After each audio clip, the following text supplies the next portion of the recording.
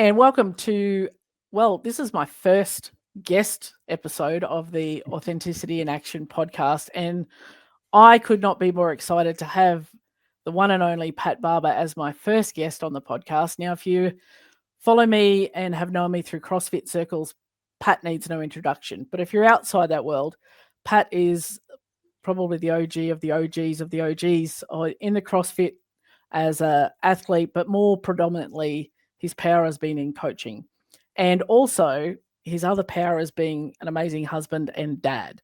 And we're going to dig into some of that stuff today, but I am very excited to have you on the show today, Pat. I am stoked to be here and honored to be the first. Look at this. Look at us doing first together. This is awesome. There you go. You can say that this was your first time on this one, and it's not going to hurt. It's going to be fun. Because I know we've chatted. You've come on one of my previous podcasts and another couple of versions, but this time it's probably going to be slightly different to other stuff. And I really wanted to, when I was thinking about who I was going to invite on this show, like you were the first person literally that came into my brain because of your openness and your willingness to be vulnerable and share like whatever it is in your journey, whether it's be coaching and being a dad and that sort of thing. So I thought we could really, dig into some of that space because as I said to you before we hit record, like this podcast is about how do people live authenticity. And people throw around the word really quickly, but it's really hard to actually, the tagline of this, it's not a vibe, it's a verb. Authenticity is a verb. It's a doing word. So it's easy to throw it around as warm and fuzzy, but how do we actually do that? And I want to capture some examples and stories where people have, here's my definition of being authentic and here's how I live that, if that makes sense. Yeah, that makes a lot of sense. I mean, when you even approached me with the idea of it, and like you're talking about living authentically, I had to sit back and go like, I wonder how many people pursue authenticity. Like, I think in today's day and age, I'm wondering. I know for a long time, like you said, the word gets thrown around a lot of being authentic and da da da. And I think in higher level performance circles, in terms of human relationships, it gets thrown around a lot. But I wonder how many of the average human pursue that as a virtue versus other things. And I wonder what it takes to remove the little barriers in the way to have authenticity be an active pursuit. So like, when you brought it to me, I was like, I'm down to talk about that. That's a fun avenue of thought for me. Yeah. And you're right. Someone said something to me the other day about gratitude, because everyone talks about you've got to have gratitude and do your daily gratitude and all that stuff. But they were talking to someone who said true, like embracing gratitude is that gritty, hard work. And that's just, it's very easy. I'm grateful for my coffee this morning or the sunrise or whatever. But to actually get into what it truly means and find something meaningful, I think authenticity is the same. And that people tend to like the idea of it. But then when their feet get too close to the flames, they're like, oh, that's enough now. And they don't want to go fully embrace it and live it with all the vulnerabilities and all the other things that, the work that comes with it. We tend to step back from that. Yeah. I mean, even when you're saying it there, like it almost makes me think that there's a bit of a paradox built into the word of like, if you are, however you're being is your true self, like, because that's the expression of it, right? So if we talk about authenticity being an action or a verb, like the thing that you do, if you are presenting something to the world, that is your true self. Like what you see is what you get, sort of deal. Whereas I think where my mind then goes is living in authenticity or living in alignment with an internal value structure that is positive. And I think that there are people who like, because maybe authenticity is too surface level of a word in my head, and the way I'm viewing it is like, but I don't know. Like I think it's a fun, like I said, it's a fun thing to think about. I think if we're going to talk about how I think of authenticity is, I think of authenticity as honesty, and the willingness and ability to face the world with truth. And when I say truth, I mean like an open curiosity to like, not necessarily, hey, this is the truth or this is not, but like what you think and what you feel and how you express yourself, are those things real? Are those things in congruence? Like, so when you think something, do you say the same thing? That would be authenticity, or that would be truth to me. Or like, or when you like how you present yourself and what you do, like, is that in alignment in all regards? And that's, I guess, where my brain goes with authenticity, which I guess is a pretty simple definition of it, but yeah, that's where I go. I really like that. I know when I work with clients on, I've got a program, Authenticity Blueprint. One of the first steps in that is like, identify your values. Who are you at your core?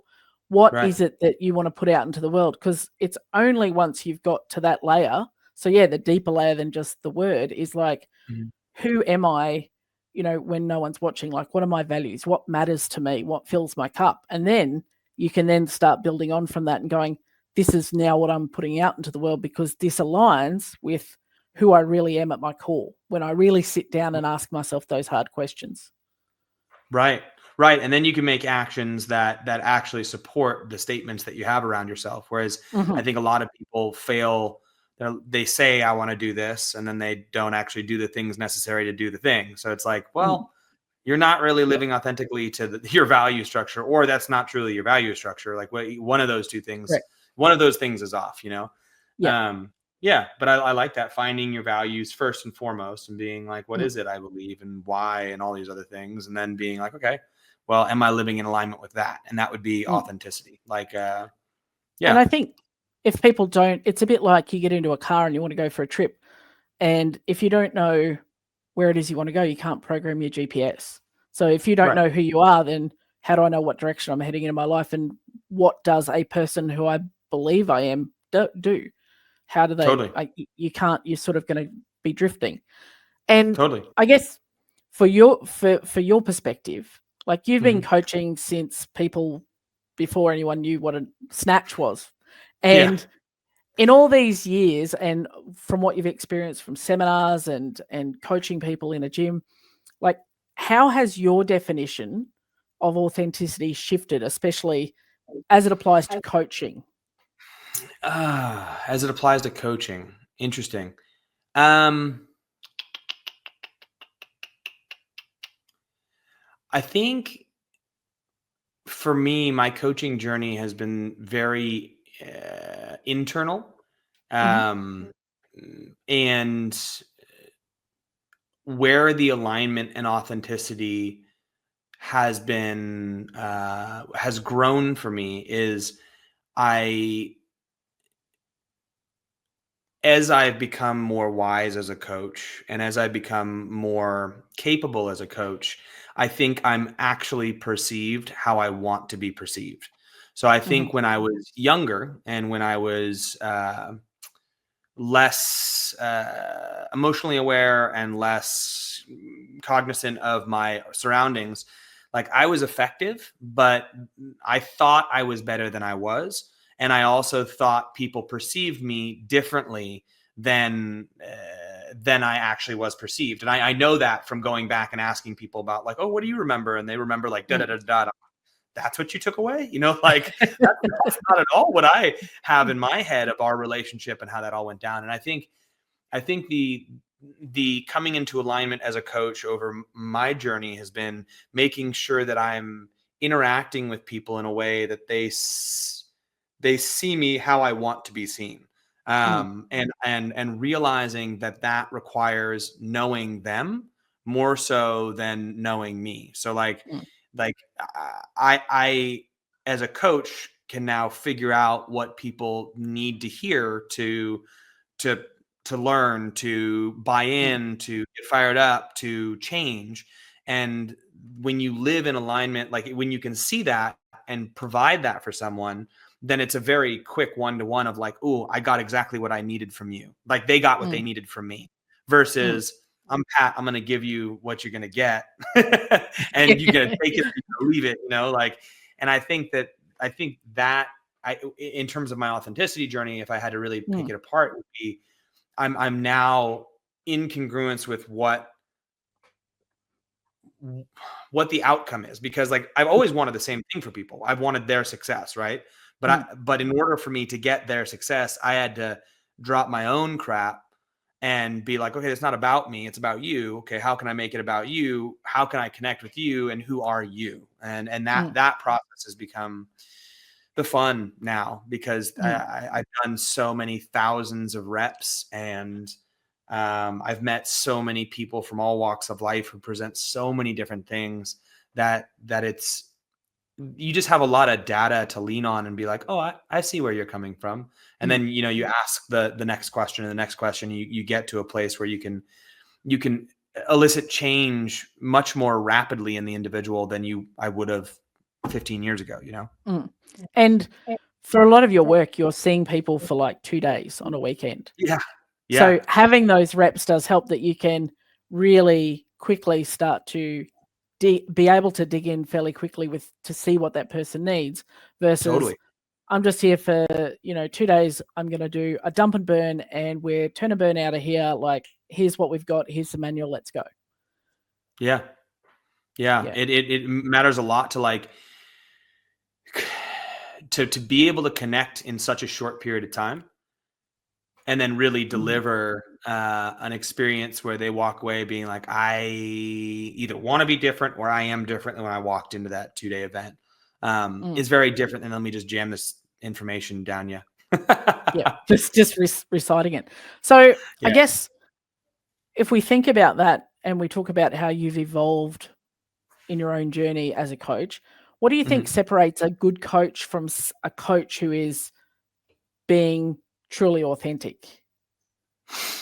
By my definition and by my personal journey, because that's all I have to go by, it would be a matter of presenting stuff to people in the way that they can best hear it, not in the way that it's easiest for the person to say.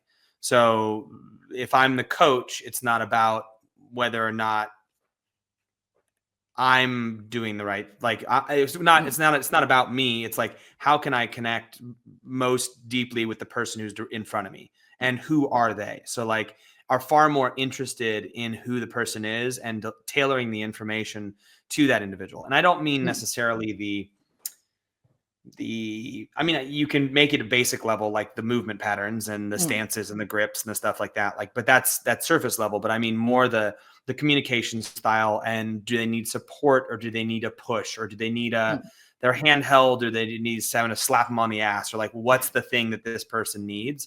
And I think what makes a truly authentic coach, by my standard, there is somebody who can connect in that way and be very real and be themselves, but present a side of themselves to the person who's going to be like connect in a way that they just vibe with, and they're like, oh I want to learn from you. I'm inspired by you. I want to be here, and I want to be better because I'm in your presence, And I think that's the ticket, isn't it? Is that I am open to what you've got to say, and I want to be inspired by you, rather than, we've all stood up and done a whiteboard brief, and you look around the room and like, not one fucker in this room is listening to me right now. They're already thinking about what they're going to do and how they're going to, like, nobody cares.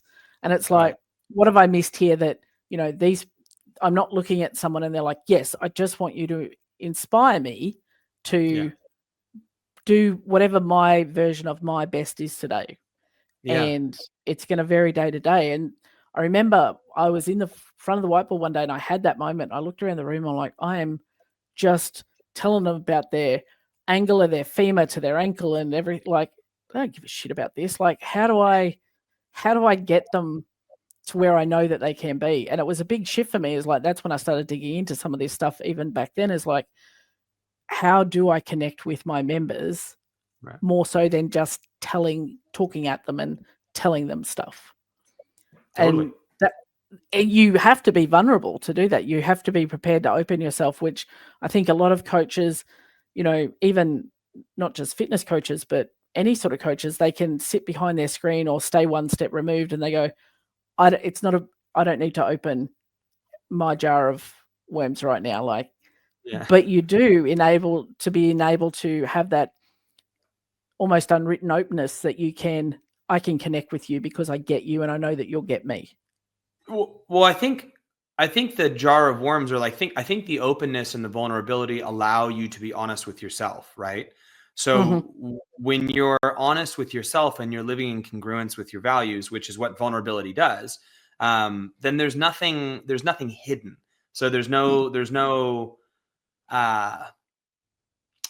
a type of strength in being freely capable of expressing something that's not going right in a way that people around you are not like turned off and awkward by it, like that I think is required for being truly authentic. Like, and I think what that does is it is when people interact with you, there's nothing, they get the real version of you. They don't get like oh, there's something behind this guy's eyes. There's something that's like I get that with a lot of people that I run into. I'm like, oh, like I see the face that you're putting on, but there's a lot here that you haven't dealt with. And like that's not my responsibility. Like I'm going to love you to the best of my ability, and that's not my responsibility to deal with that.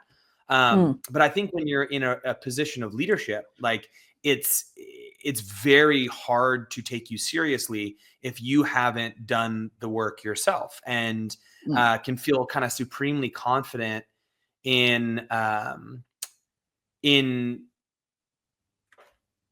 I guess in your honesty with yourself. Like I think that's the only way I can keep saying that is like, it's interesting. Like when I am expressing that, I think it's about servicing the other person and going above and beyond and connecting with the individual and making it about them. I say that from a place of supreme okayness. Yeah. I think it's a privilege to say that because I'm okay. I'm good. And the only way I can look out for other people is if I'm good. Like you can't take care of other people really until you're okay.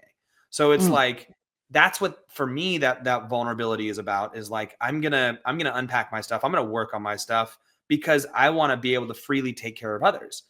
And I've seen people who take care of others at the expense of themselves, and they end up like miserable wrecks, like, and they're also minimally effective at taking care of others. And it's like, whoa, like we got to sort our stuff out first. You got to go in here so that way you know who you are, and then you're coming across in a very real way. That's that authenticity. And I think that's where, even if we talk about affiliate owners can struggle a lot, is they're there to serve others. They want to serve others. They want to help everyone else be the best. And I fell into the trap. Like for 7.5 years, Lisa was last on the list.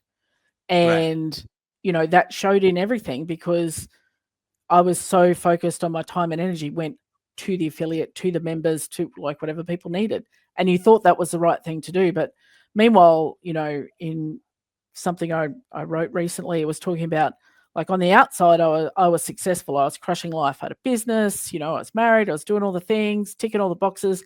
But on the inside of that facade, like everything was like legitimately dying inside because I'm like, I'm in a box and I'm suffocating because this is not me. And I often wondered why I had trouble connecting with people, or I would polarize people. They would go, Lisa, she's awesome. Lisa, she's an absolute knob.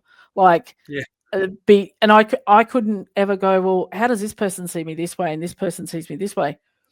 But now, like years down the track, hindsight is like, that was my inability to connect with people genuinely. There was always that barrier because I'm like, I don't really want you to see me because you might hate this version of me that's underneath all this stuff, which when I decided to go and do the work and unpack everything, it was like, that's why that felt like that. And then it just became so easy. I stopped fighting with people. I stopped having grudges and stopped everything because life was easy because I was in that alignment with, this is who I am out in the world now.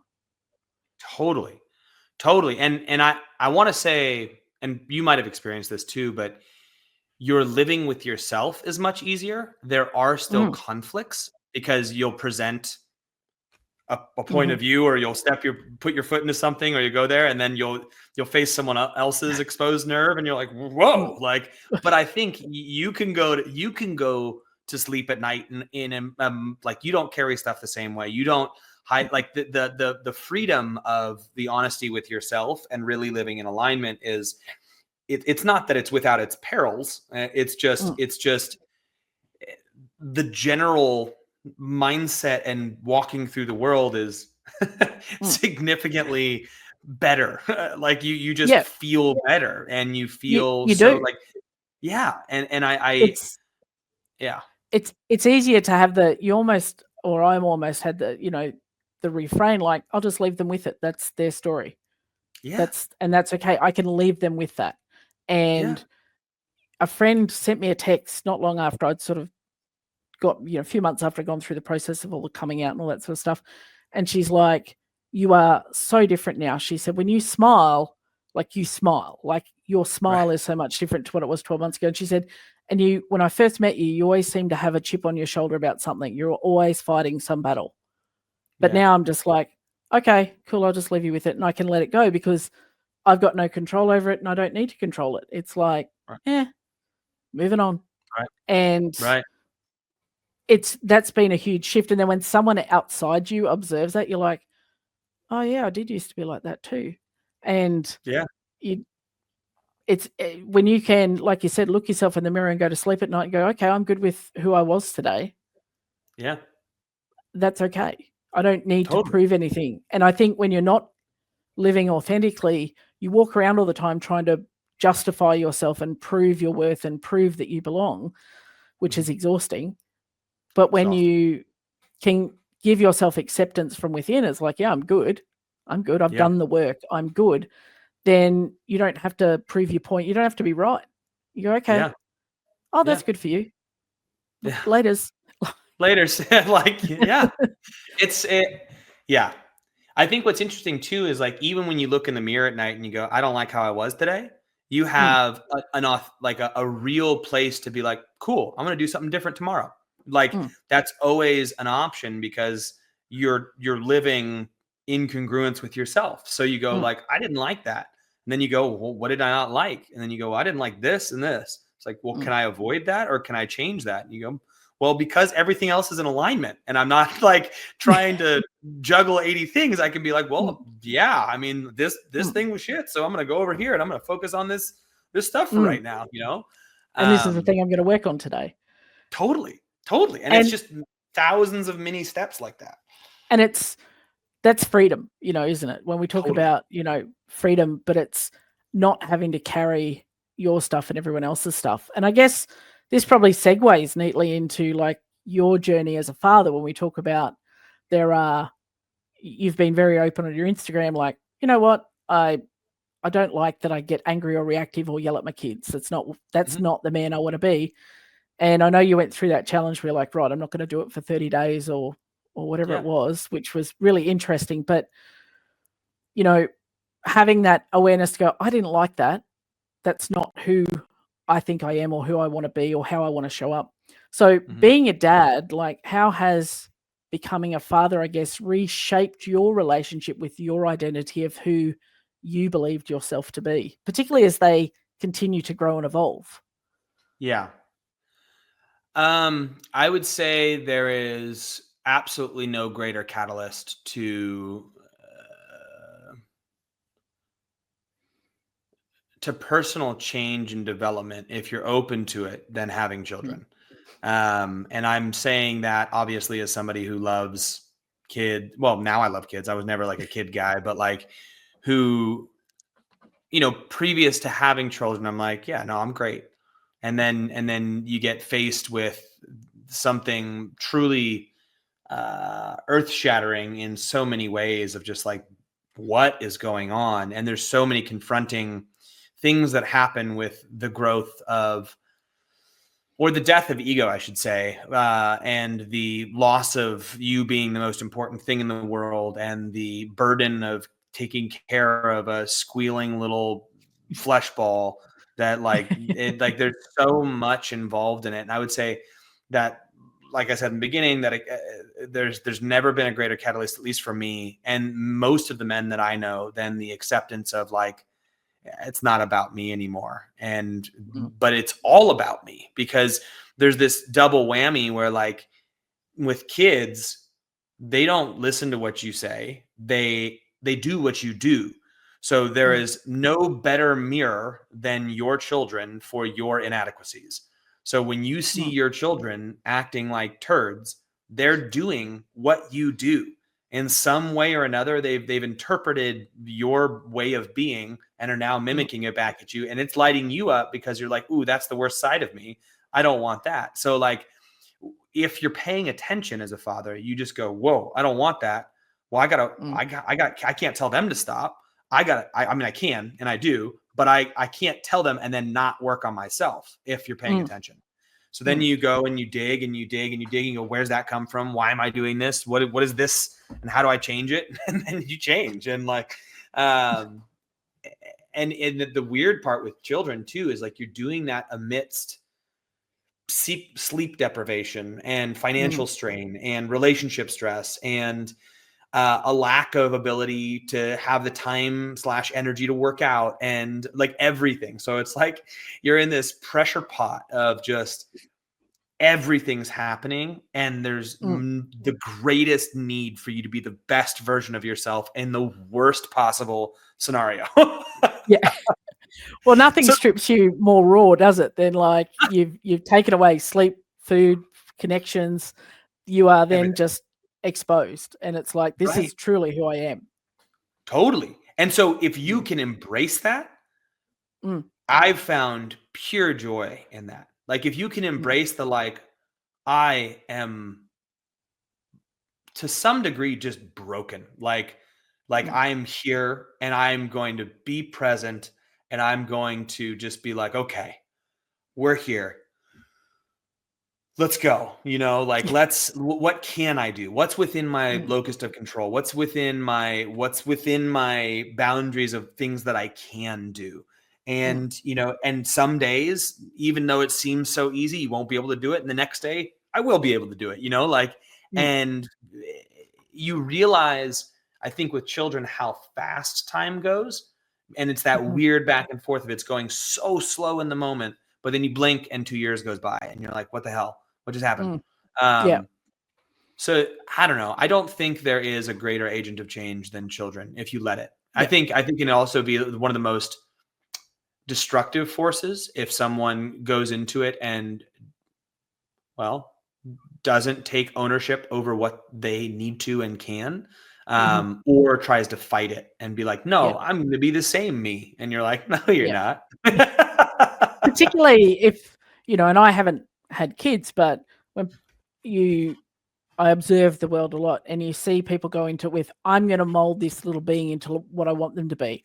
Like, dude, that little being is like, it's already predetermined where it's going to go. And you're, you know, I think that they are sent to us to teach us, you know, like you said, hold up that mirror essentially. And you either are prepared to sit there and look at it.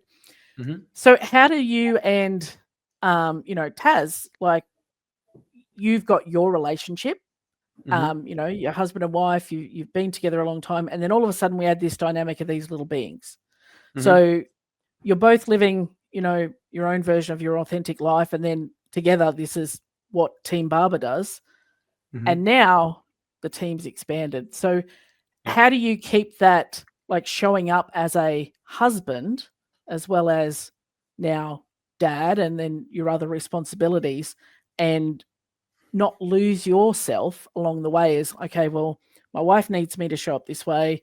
I need to show up this way for the kids. And I'm also, you know, coaching and doing these things. How do you not lose that center of who you are along the way? I think you do lose it. And I think there's periods of time in life where you disengage from who you are for a year or two, and then you come back and you go, okay, what am I doing? Like, where am I at? You know? And I think it's not in all walks that you just disengage, but there's just ebbs and flows where, like, sometimes you can really focus on your nutrition. And then other times it's like, we spent 7 months not focusing on our nutrition, and then other times it's like, you can really focus on your personal development and you can dig into meditations and all the other self-help books and blah, blah, blah. And then other times you're like, I don't want to listen to another podcast. Just give me some fantasy books and let's play Dungeons and Dragons, and I think that understanding that the different stages are all, it's like this dance of your wife's going through it, you're going through it, your kid's going through it, and the ultimate weight of responsibility falls on your shoulders, whether you like it or not. I think that the foundational key to Taz and I's success has been kind of an unfiltered, honest level of communication, to where we've had many bumpy conversations and fights and altercations that were all verbal, of course, but the I don't want to get my ass kicked by Taz, show up with she's a badass. She is a badass, but I think the reality is Taz and I have always felt so profoundly secure in our relationship, that it allows for a lot of freedom when it comes to questioning and conversation and truth and honesty. And it wasn't like we met each other and was like, let's just tell each other everything. But it was as we fell deeper and deeper in love, you express these vulnerabilities and you say these things and that person is behind you 100%. And I think that's what I got gifted, I guess, in the partner that I found. And we've done a lot of work, and nothing was smooth sailing, but there's never been a time where I never even had it in my head as this is not going to work. That's not, I don't know, maybe being a product of divorce, that it wasn't in the cards there. And my mentality going into all that was always, I will do whatever I have to do eventually. I'm going to fight it, but eventually I'm going to back down if I need to make this work. And I think that because I'm partnered with a person like Taz, who is not going to take advantage of that, who's going to do quite the opposite. If I back down, she's going to come to me and be there with me, not be like, ha, gotcha. She's going to say, I'm sorry too.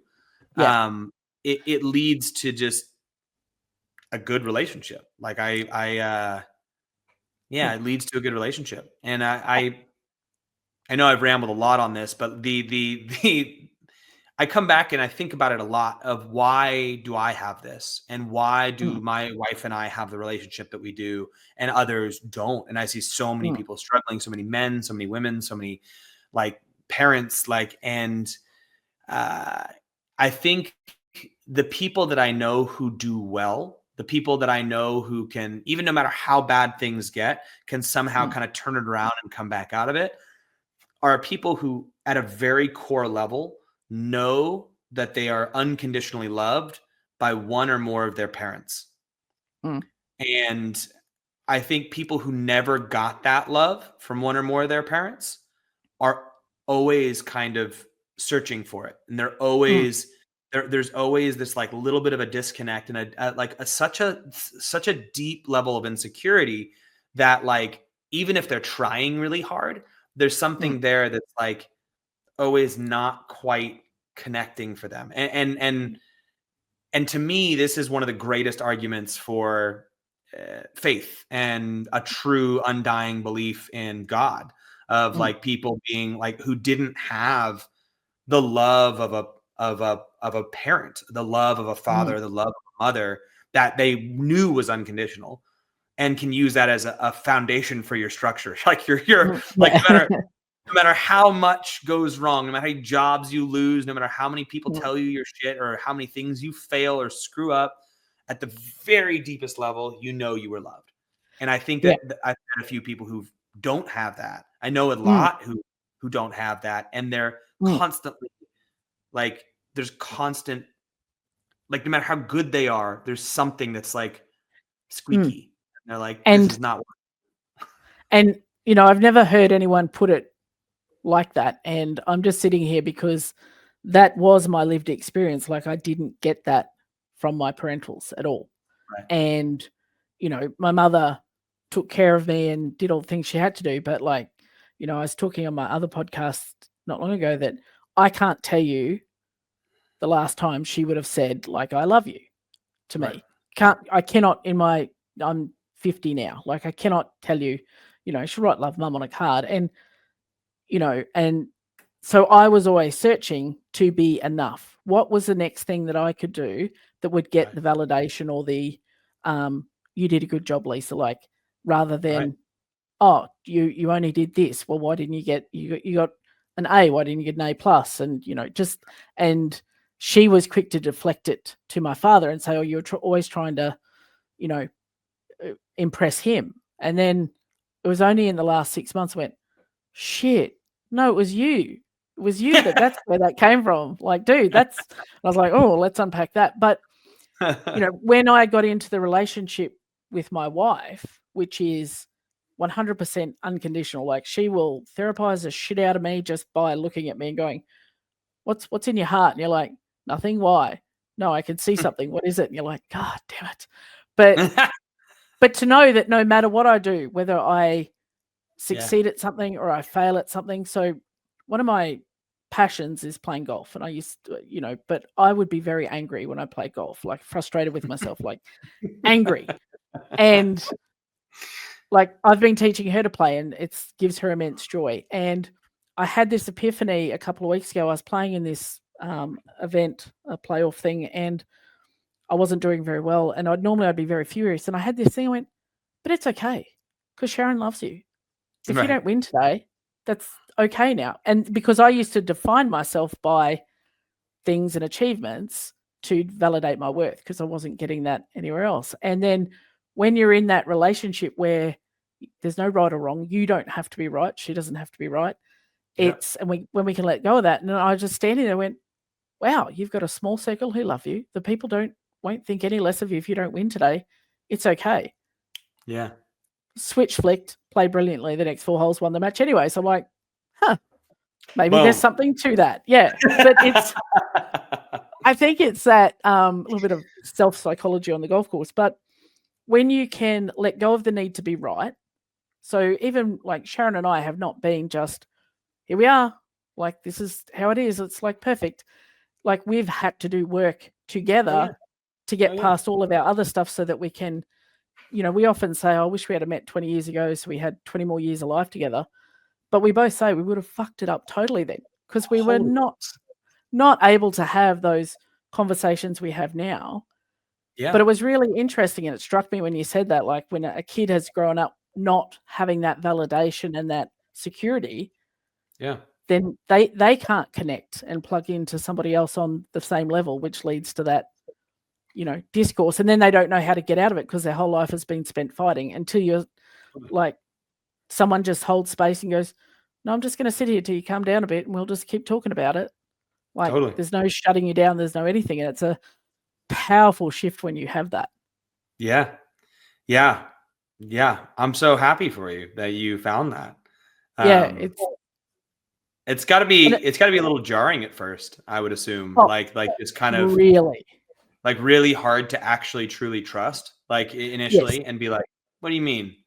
Like, well, sure? I've trusted people in the past and you wind up getting squashed, or they use your weak underbelly as a weapon against you. But like, I remember when we first became friends and we were talking and I was like, why the hell am I telling you these things that I've never told anyone else? I said, I feel like she's a counselor by trade, so she has skills. Right. But I was like, you just sliced me open, dude. And here's all the stuff that, I've never revealed to anybody. And it's just here. And I'm actually okay with that because it's okay. And, she had a lot of traumas in her prior life. And then it's unpacking some of that. Whereas now she doesn't have any of those triggers or any of those things because it's okay to feel that. Just tell me what you need.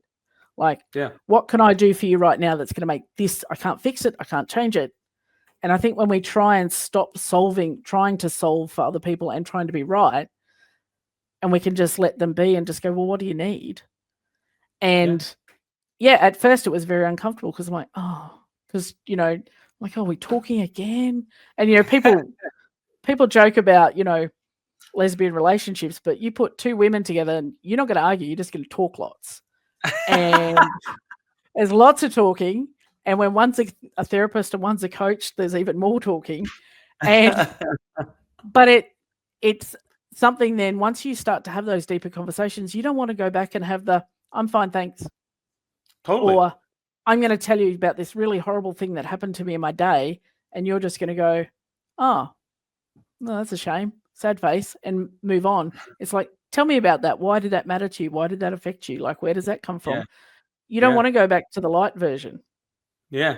Yeah. I mean, I don't like the light version of any conversation I have anymore.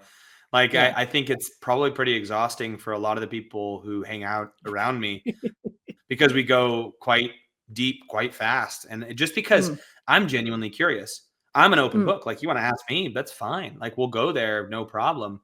An interesting part about that though, in my past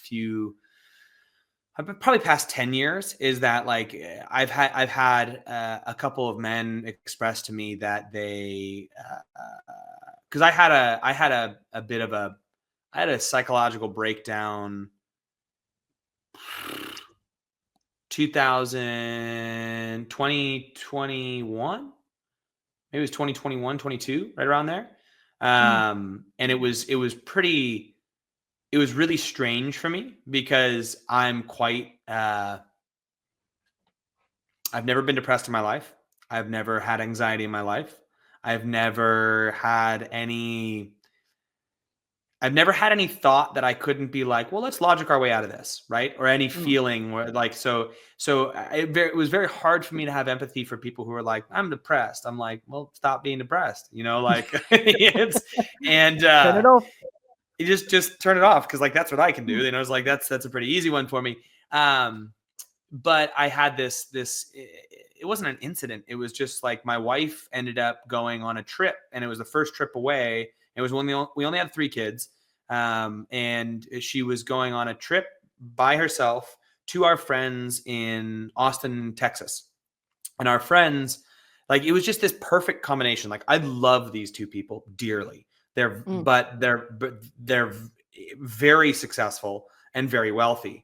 And they're also like young and cool. And like, they also, you know, the guy in it, he used to be a drug addict and has come back from that, but then has gone like ayahuasca trips and does the occasional like mushroom thing and microdosing and blah, blah, blah. And I personally, I'm not into that world. And it really kind of, if people want to do it, that's on their shoulders, but like, it's not what me and my wife do. It's not how we live our lives. But anyway, she's going to visit them. And this scenario, these things happen where like she gets in late and she doesn't call me. And then she doesn't text me. And I'm like, I'm not a jealous person at all. I've never, ever like been anything. And then finally, like at midnight that night, and she goes to bed at like 8 p.m. here, right? And so at midnight, I get this text being like, "Oh, just turning in now. Sorry, I didn't call you. I'll see you tomorrow." And I'm like, "Yeah, no, that's fine, that's fine." And then they're like, same thing happens the next day. Like, doesn't call me through the day. Finally, is like messages me midday, and I'm like, I'm sitting here thinking these thoughts, and I'm like, where's my brain going? Like and then I go, okay, logically. Like I totally understand this is stupid. And I'm like, but I cannot escape this feeling. Like, I don't know what's happening. Like, why is this feeling continuing to just and like implode?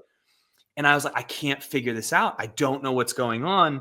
And then she finally called me and I'm like, no, I'm not okay. Like, I'm really not okay. And blah, blah, blah. And she's like, what are you talking about? Like, and it was so weird. And it was so dark. And she ended up doing the trip. It was totally fine. She came home but I couldn't pull myself out of it. And I couldn't align, what was going on. I couldn't figure it out. And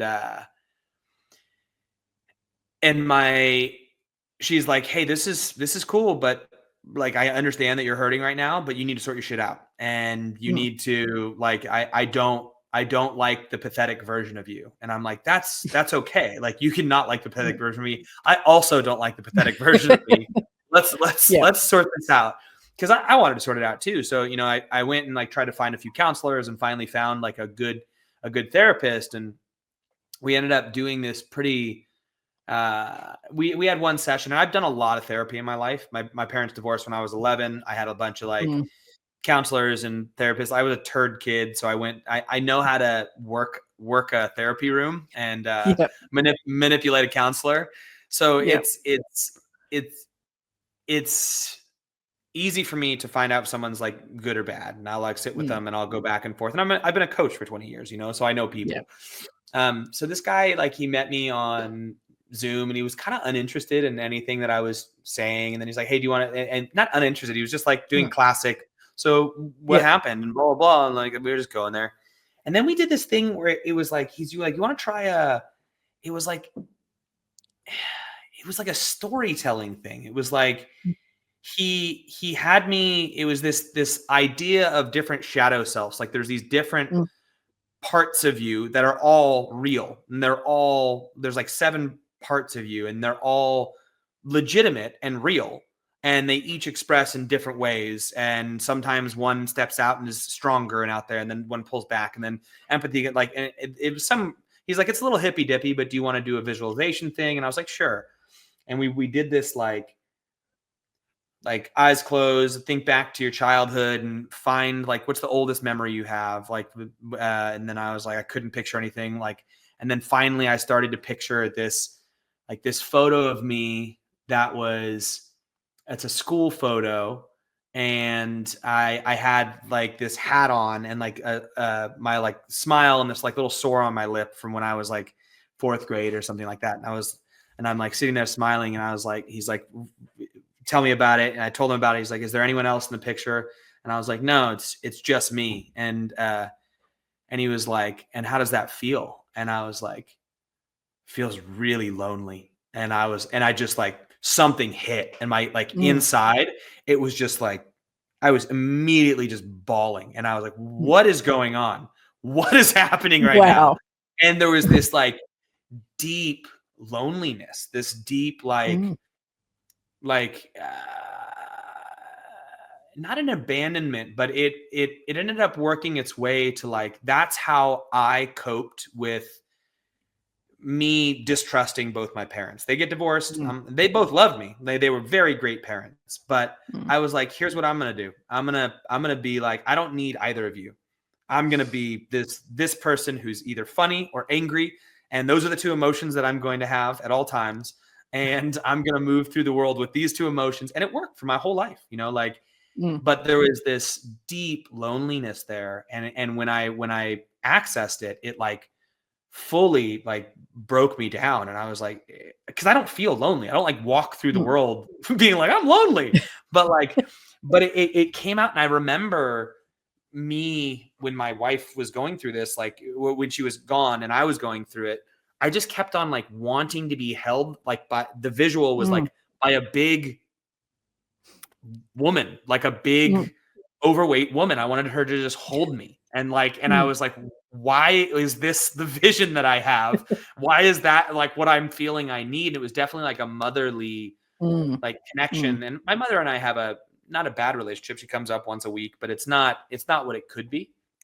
Anyway, come full circle. Like I learned a lot about myself in that loneliness and connecting with that. And I was talking to a lot of my male friends afterwards, and one of them kept expressing, like, I was like, I was struggling a lot, and I was expressing that to him. And he's like, well, when you talk to us, like you always sound like you have it all figured out. Like when you're presenting, even when you have a question, or like you do these things, the conversations we have on your side of things feel very figured out. You feel very curious in us, but it feels very figured out. And the truth is, I think about things constantly with my like brain that is constantly going. I've unpacked every thought I've had hundreds of times before I've ever spoken it. So when I do say something, someone's like, hey, I'm struggling with this, I have thought about it for hours, you know? So like I'm struggling with it, but I have some vision on it. And here's what I'm thinking. And it was a weird thing to be thrown back at me is like, when you talk to us, it sounds like you got stuff figured out, which is why we never really dig in more. Check in. And I'm like, yeah. Oh, interesting. I gotta work on that. Because there is that tension between being, you know, the protector and also being the man who's still figuring shit out. And when you can be open and honest with the still figuring stuff out versus I got my shit figured out here.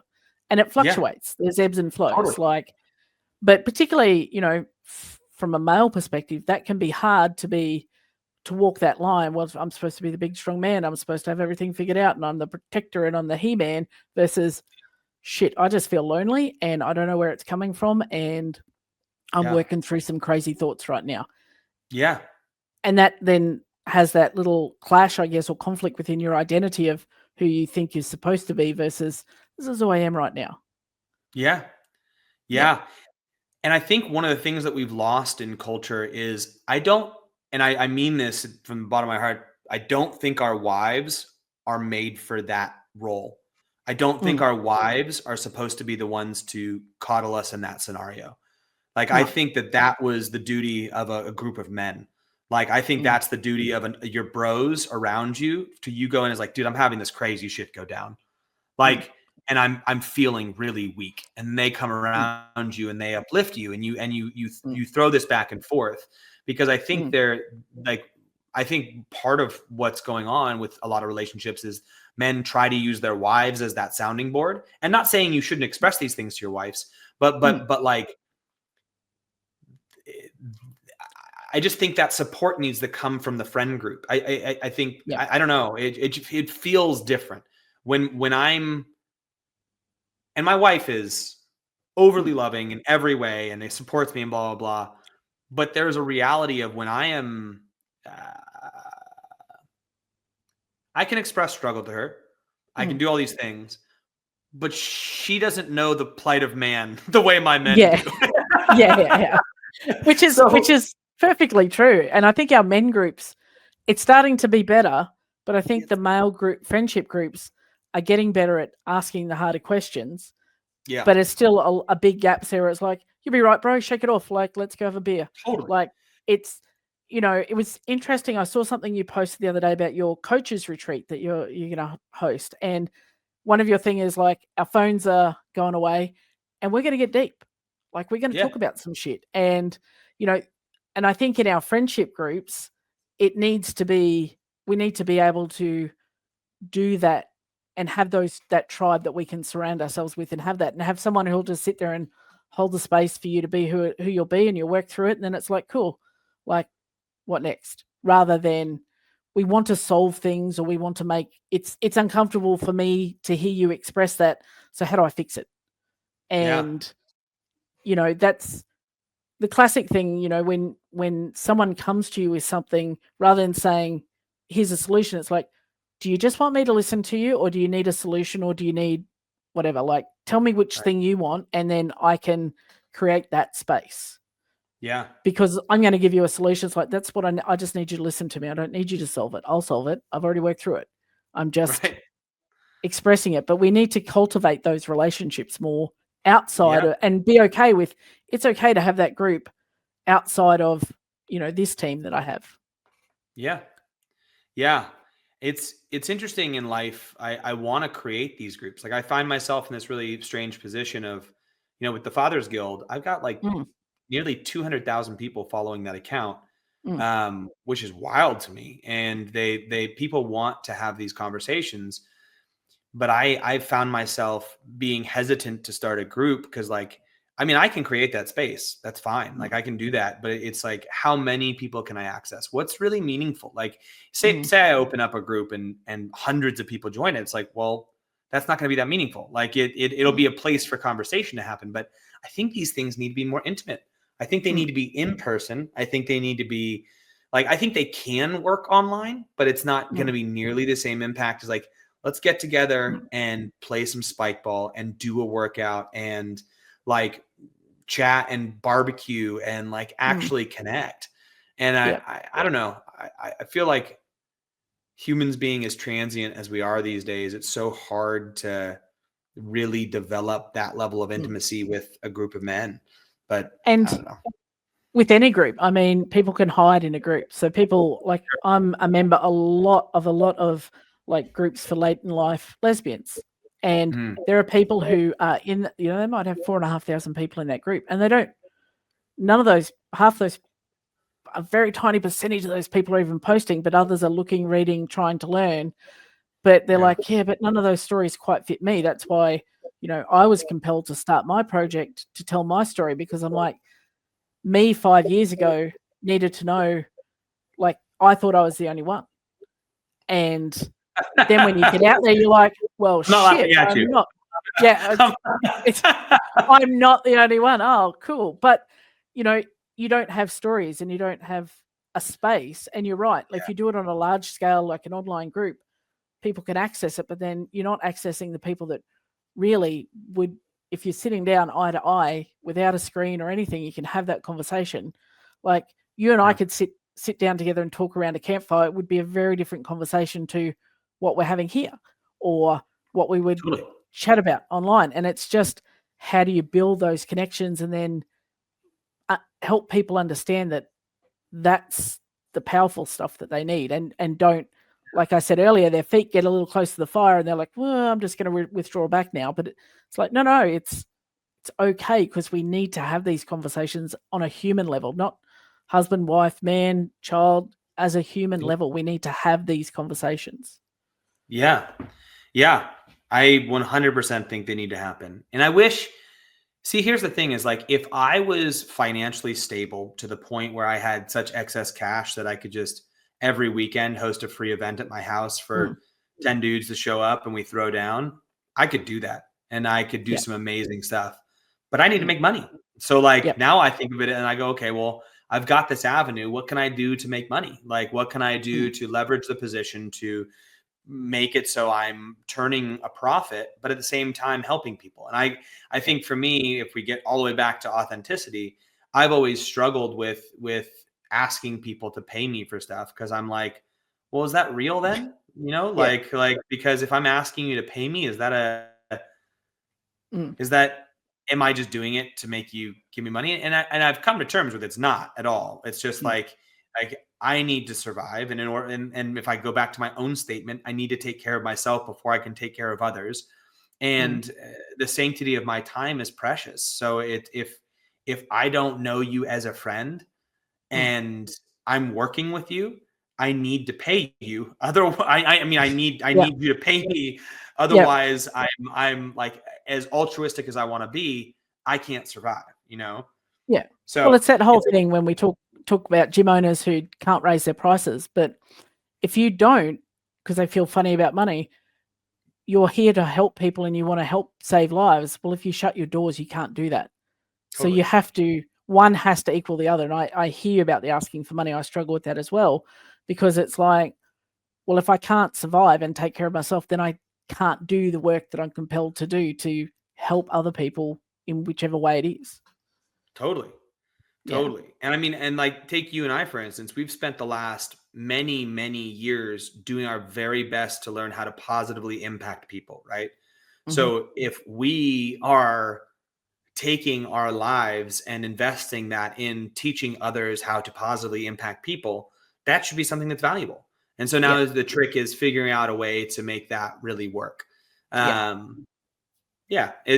find social media to be an interesting game for that, because social media can be a free, easy touch point that people can just be like, okay, I'll passively check this out and I'll hear those words and I'll buy into the system or whatever it is. And then you build trust, and then it's like, okay, well, if you want to do something deeper, let's go. And I think that's my avenue now, is like, that is something I really did get from working at Best Hour, is like, those people pay a lot of money. And when I interacted with them, they were like, wow, I would pay a lot more. And I was like, really? And they were like, yeah. And I was like, oh, okay. And that is a paradigm shift for yourself, isn't it, when that happens? Because you're like, same thing. Like I invested heavily in my clients, cared about them, wanted to over deliver. And then they're like, wow, you're worth like 5 times that. Like, oh, cool. Yeah. Yeah. Oh, okay. And then you've got to reframe that yourself and go, yeah, well, actually, like, Yeah. what is it worth to save and change someone's life? Well, Yeah. like, shut up, take my money. Like, here's my card, just go. Yeah. And the thing is too with money, so many people have it. Like there's a lot of people who have it and they can afford it. And there's not everyone, but I think there's always opportunity for helping people out, just like to help them out. And I'm always 100%. willing to do so. But I think that there's plenty of people who have the money, who need the help, who are going to do it. And I think that's the route I want to head a bit with, like mentoring fathers, is like, I have an opportunity to make men love the process of fatherhood through asking them to go a bit deeper. And if I can connect with them and be like, look, let's make some better kids. Like you think being unconditionally loved by a partner or a parent is awesome. Now, when you have a child, you're hit from all angles. They not only unconditionally love you, like you can do no wrong in their eyes, even when you do wrong. So that responsibility needs to be held so high, and you can get so much joy from that, from watching them become like these amazing, amazing humans. Like I watch my kids and I am just blown away by how awesome they are. And the pride that I have in that has nothing to do with their freaking athletic skill or their other things. Just like how much joy they find in life and how they run around with bare feet and how they interact and talk and laugh and smile. And like those things, they light you up. And it's that can only be accessed if you're paying attention. And I think where I want to help people is like, hey, let's pull our head out of our rectum, pay attention. Yeah, that's awesome. Well, I've loved talking to you. And before we go, I've got one standard question that I'm going to ask every guest, and you're the first one. So far, my success rate is 100%. Oh, but finish this sentence for me. Authenticity in action is? Authenticity in action is, I mean, to not sound, I mean, I guess I'll sound like a broken record, but it's being honest with yourself and then living in congruence with that. Yeah, that's perfect. It's so well said. So, I guess before we wrap, like what is really lighting you up right now? Like nothing to do with business or branding, just joy or purpose that's lighting you up. And where can people follow to get their daily dose of Pat amazement? What's really lighting me up right now? What is really lighting me up right now? I'm hitting a creative stride that I haven't really ever hit before. I'm realizing how capable I am at deeper thought and articulating that via the medium of video and photo and writing. And like, I've just come to a place where I feel like there's so much opportunity for me, which is ironic because not ironic, but it's like, it's on the nose because I lost my job 3 weeks ago. So it's like, I lose my job and then I look at the world and I go, whoa, there's so much opportunity for me here. So like, I'm like jazzed about that and like taking steps in directions where I'm like, there's so much that I can do. This is cool. Like, and I feel so pumped about that. So I think that's what's really lighting me up right now, I would say. That's amazing. I know I had the same experience when I've left my most recent position. And I remember saying to my wife, I'm creating all these things. I've never created all these things. But when you don't have any boundaries, you're like, now which thing do I want to focus on? That's the hard question. So I'm I feel you on that. Super pumped that has, something not so great has lit some fires within you. So that's awesome. Hell yeah. And then I would say where you can follow me at Coaches Development on Instagram or coachesdev.com. I got a bunch of stuff there. Or you can follow me at The Fathers Guild. And if you really want to follow my personal account, you can follow me at Coach Pat Barber. I have 3 accounts and that's all right. I've got 6, so we're all good. It's I'm gonna compartmentalize my brain. Well, thank you, my friend. I have loved reconnecting with you and having this, I guess, very different conversation to ones we've had in the past. And I am so stoked that you accepted my invite to jump on and chat today. So thank you. And I can't, I'm going to keep following you because I just love when I get Pat videos pop up on my feed, whether you're trying to do some weird Instagram trend or whether it's actually something that you're deeply reflective on, like they all, you know, find a home. So thank you for being you and for the work that you do and the human that you are. And I appreciate it. Thank you so much, Lisa. Thank you for having me. Anytime.